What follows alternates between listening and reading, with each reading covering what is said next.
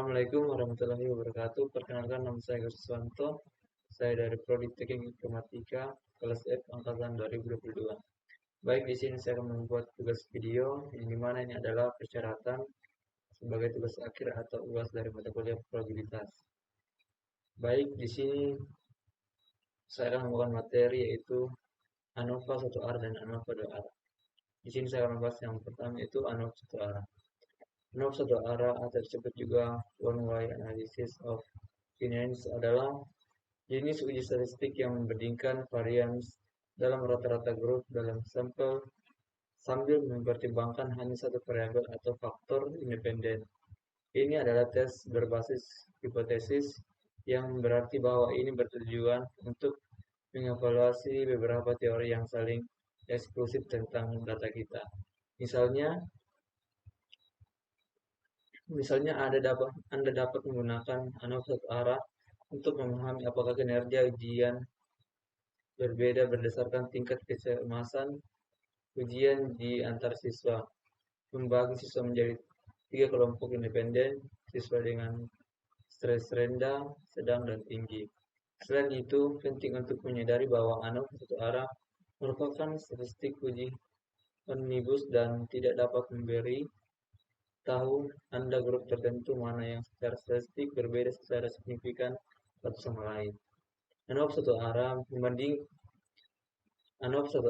membandingkan 3 atau lebih dari 3 kelompok kategori untuk menentukan apakah ada perbedaan di antara mereka.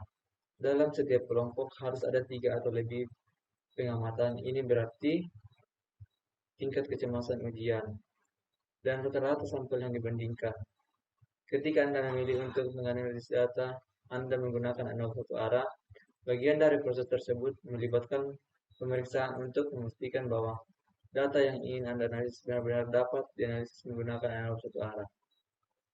Asumsi ANOVA satu arah adalah sebagai berikut. Yang pertama itu variable dependent, skala interval atau rasio data continuous. Yang kedua tidak dapat outlier, pencilan pada variabel dependen. Yang ketiga, variabel independen terdiri dari 3 atau lebih kelompok kategori. Yang keempat, tidak ada hubungan antara observasi di antara kelompok atau antara kelompok itu sendiri. Yang kelima, variabel dependen terdistribusi secara normal untuk setiap kategori variabel independen. Nah, format data untuk pengujian ANOVA adalah sebagai berikut. Tabelnya seperti ini, scoring grup 1, grup 2, sampai pada grup U dan grup K.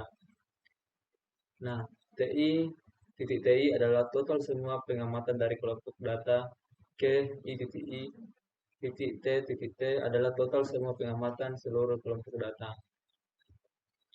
Uji ANOVA satu arah berdasarkan pada yang pertama itu hipotesis HO 0 sama titik 2, Mi1 sama dengan Mi2 dan seterusnya. Tidak ada perbedaan mean dalam kelompok kategori.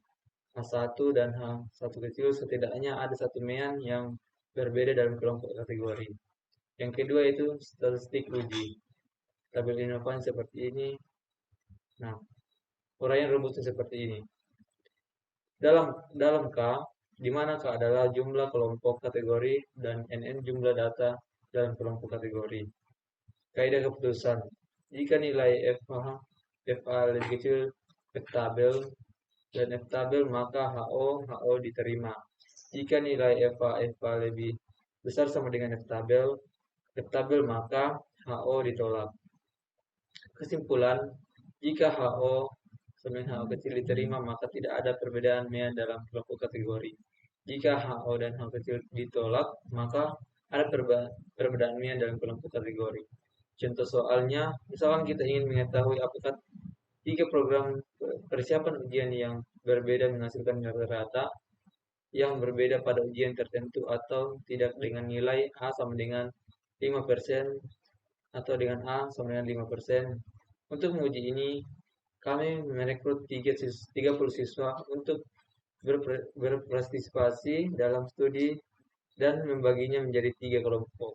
Siswa ini Siswa di setiap kelompok secara acak ditugaskan untuk menggunakan salah satu dari 3 program persiapan ujian selama 3 minggu ke depan untuk mempersiapkan ujian. Pada akhir 3 minggu, semua siswa mengikuti ujian yang sama. Nilai ujian untuk setiap kelompok ditunjukkan di bawah ini. Grup 1, 85 dan seterusnya, grup 2, 91 dan seterusnya, grup 3, 79 dan lain-lain. Penyelesaian. Persoalan di atas dapat diselesaikan dengan langkah seperti yang telah disebutkan sebelumnya, yaitu menentukan hipotesis, menghitung statistik uji, menetapkan kaidah keputusan, dan menarik kesimpulan. Hipotesisnya yaitu samping HO seperti yang tadi, dan satu setidaknya ada satu main yang berbeda. Statistik uji. Penyelesaian perhitungan statistik uji dapat dilakukan dengan Microsoft Excel. Dari soal di atas, diketahui banyaknya kelompok 3. K sama dengan 3 dan banyaknya data masing-masing kelompok adalah 10. Selanjutnya, hitung TI menggunakan rumus di bawah ini. Rumus yang seperti ini. Tampilan dalam bentuk tabel ada sebagai berikut. X1, JX, 1J, nilainya seperti ini, dan totalnya seperti ini, begitupun berikutnya. Selanjutnya, hitung komponen.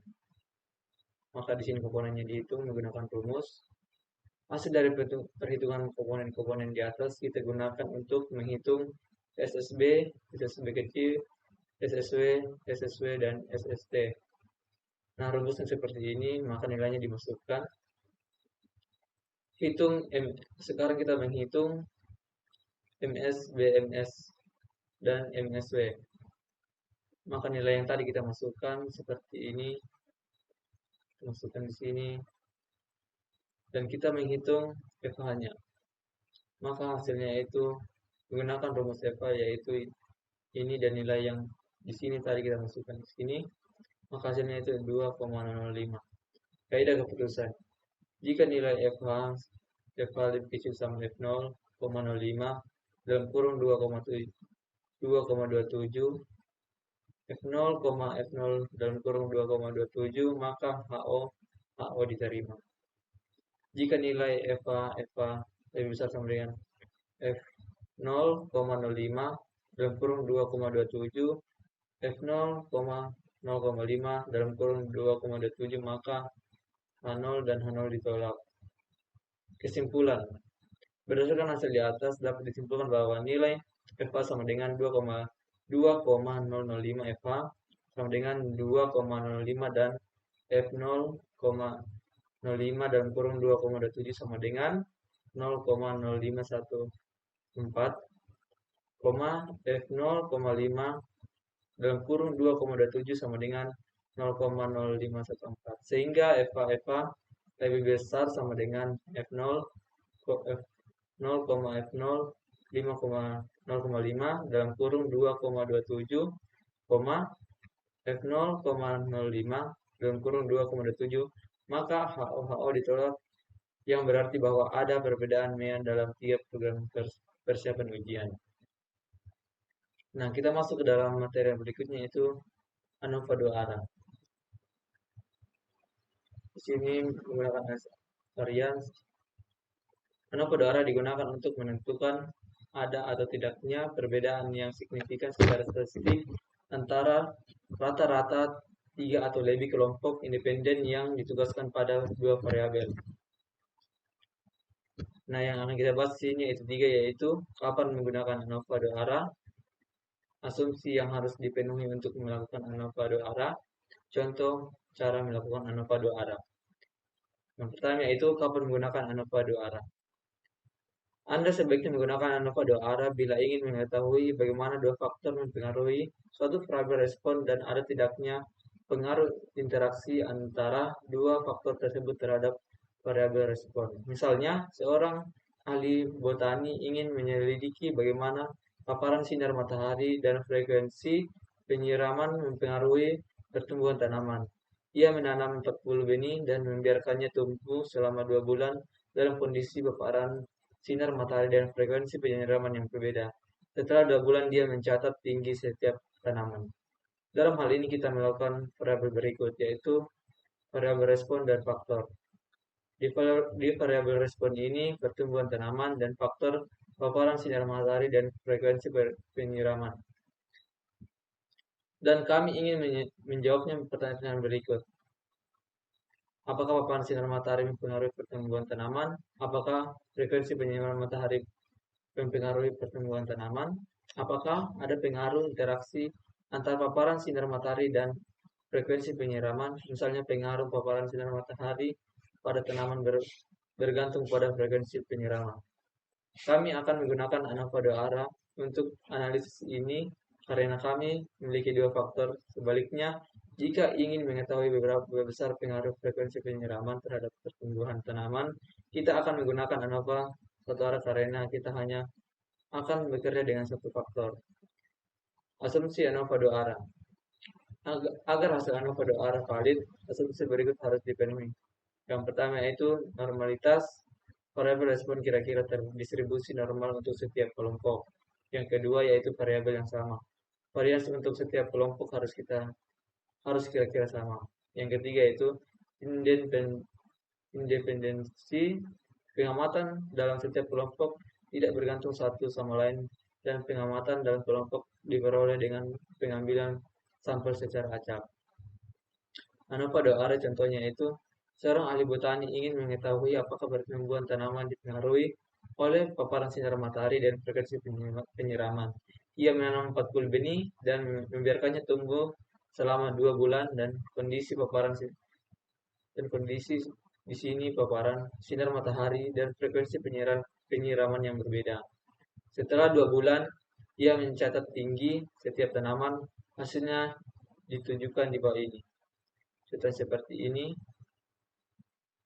Pada tabel di atas kita melihat 5 tanaman ditanam pada setiap kombinasi kondisi. Misalnya 5 tanaman ditanam dengan penyiraman setiap hari dan tanpa sinar matahari dan tingginya setelah 2 bulan adalah 4,8 inci, 4,4 inci, 32 inci, 39 inci, dan 4,4 inci. Yaitu menunjukkan perbedaan ini.